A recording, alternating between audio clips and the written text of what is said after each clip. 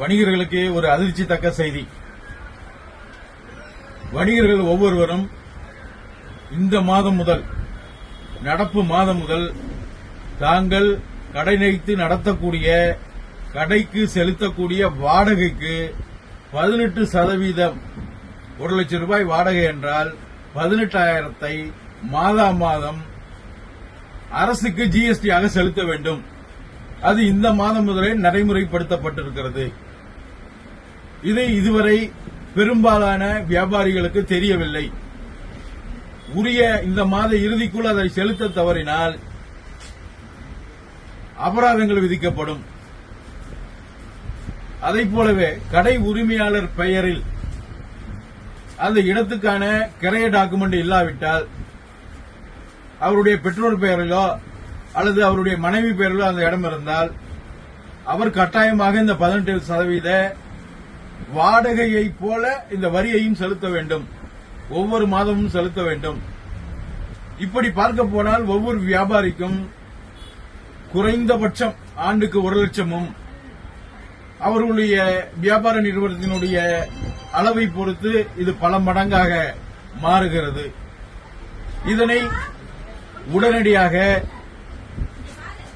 GST கவுன்சிலில் மாநில அரசு முறையிட்டு மத்திய அரசு இதை உடனடியாக நிறுத்தி வைக்க வேண்டும். ஒரு உதாரணத்திற்கு, ஒவ்வொரு நகரத்தில் இருந்தும் இந்த வருவாய் 100 கோடிக்கு மேல் பெருகும். இதில் மத்திய அரசு 50 கோடியும் மாநில அரசு 50 கோடியும் பிரித்துக் கொள்வார்கள். இப்படி நடைமுறைப்படுத்துகிற இந்த அதிர்ச்சி தரத்தக்க வரியை நம்மால் சுமக்க இயலாது. வணிகர்களே, விழித்துக் கொள்ளுங்கள். நாம் பல்வேறு கட்சியிலே இருப்போம், நமக்கு பல்வேறு வணிகர் சங்கத்திலே இருப்போம். ஆனால் அவர்கள் எல்லாம் அவர்களுடைய கவனத்தை எல்லாம் இங்கு கொண்டு சென்று ஒட்டுமொத்தமாக போராடினால்தான் இதை நிறுத்தி வைக்க முடியும். வணிகம் தொடங்கப்பட்ட இத்தனை ஆண்டுகளில், சுதந்திரம் அடைந்த 75 ஆண்டுகளில் இதுவரை இப்படிப்பட்ட ஒரு சுமை வணிகர்கள் மீது சுமத்தப்படவே இல்லை. வாடகை மீது ஜிஎஸ்டி வரி, அதுவும் 18% என்பது கண்டிப்பாக ஏற்க இயலாத மிகப்பெரிய பணிச்சுமை.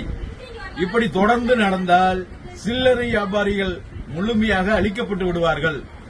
இப்பொழுது இருக்கிற வரி சுமையிலேயே நம்மால் தொடர்ந்து வியாபாரம் நடத்த முடியாதவில்லை. பல்வேறு கட்டண உயர்வுகள் இருக்கிறது, உள்ளாட்சி அமைப்புடைய வரி விகிதங்கள் இருக்கிறது. இப்படிப்பட்ட சுமையோடு இதையும் சுமத்துவது என்பது நம்மால் முடியவே முடியாது.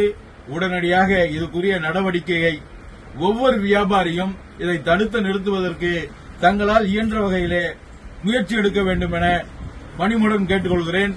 மேற்கொண்டு இது தொடர்பான தகவல்கள் கேட்டால் உங்களுக்கு உரிய முறையிலே அனுப்பி வைக்கப்படும். வணக்கம். தஞ்சை மாவட்ட வணிகர் சங்க பேரவை நிறுவனர் சீனிவாசன்.